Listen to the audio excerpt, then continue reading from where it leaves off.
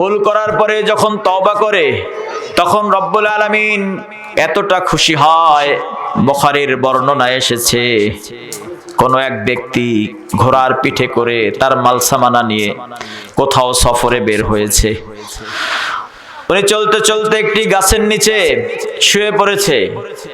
তার ঘোড়া তার মালসামানা নিয়ে খাদ্য পানি নিয়ে পালিয়ে গেছে। উঠে দেখে ঘোড়া কোথাও নাই। হতাশ হয়ে গেছে, নিরাশ হয়ে গেছে, জীবন নিয়ে বিষণ্ণতায় মনে হয় মরেই যাবে এমন উপক্রম হয়ে গেছে। কিভাবে সে গন্তব্যে যাবে? ওই লোকটি খুব টেনশনে পড়ে গেল। হঠাৎ করে দেখলো ওই ঘোড়াটি যেমন তার মাল সামানা ছিল ঠিক তেমনই অবস্থায় তার সামনে এসে উপস্থিত। এমত অবস্থায় ঘোড়ার মালিক খুশি হবে না বেজার হবে? আর একটু জোরে বলেন। খুশি হবে। ঠিক ওই ঘোড়াওয়ালা খুশি হয়ে বলে উঠল, আল্লাহুম্মা আনতা আবদি ওয়া আনা রাব্বুক। আল্লাহ, ও আল্লাহ, তুমি আমার বান্দা, আমি তোমার রব।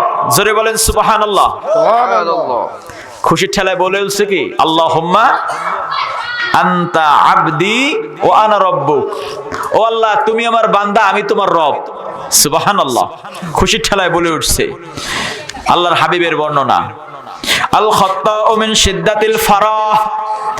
উনি আনন্দে উৎফুল্ল হয়ে বলে উঠল যে ও আল্লাহ, তুমি আমার বান্দা, আমি তোমার রব।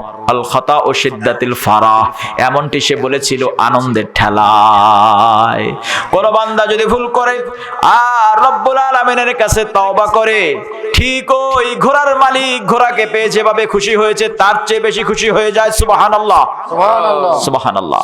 এজন্য রব্বুল আলামিন বলেন, তুবু ইলাল্লাহ,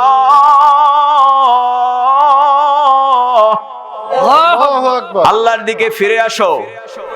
রিটার্নিং টু আল্লাহ, আল্লাহর দিকে ফিরে আসো। আমাদের মুতাওয়াজ্জা হতে হবে কার দিকে? কার দিকে? আল্লাহর দিকে। আবার ভুল করার পরে ক্ষমা চাইতে হবে কার কাছে? আরো জোরে বলেন, কার কাছে? আল্লাহর নবী ইউনূস আলাইহিস সালাম ভুল করে ক্ষমা চেয়েছিল কার কাছে? আল্লাহর অনুমতি না নিয়ে সে নুনাই শহর থেকে চলে যেতে লাগছিল।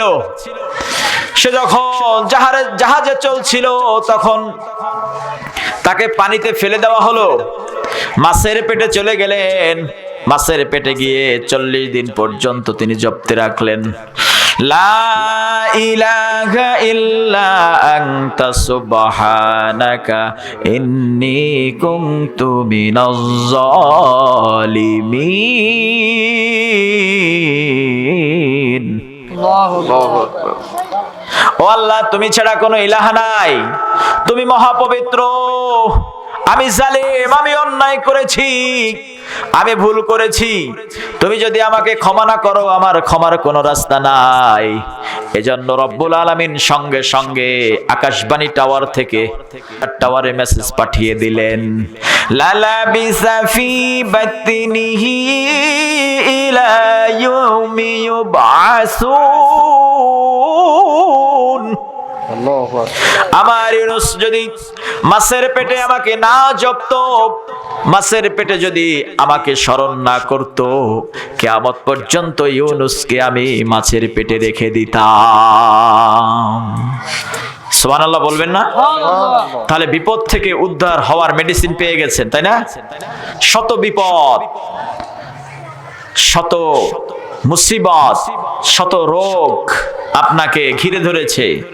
দোয়া হচ্ছে দোয়া ইউনূস, লা ইলাহা ইল্লা আনতা সুবহানাকা ইন্নী।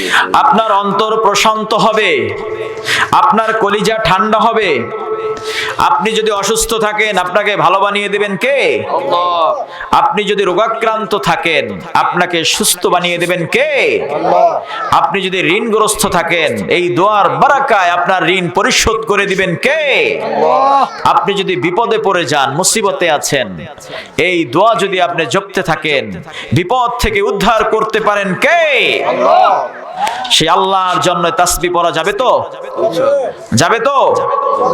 সকল রোগের ঔষধ দোয়ায় ইউনূস বেশি বেশি করে পাঠ করতে হবে।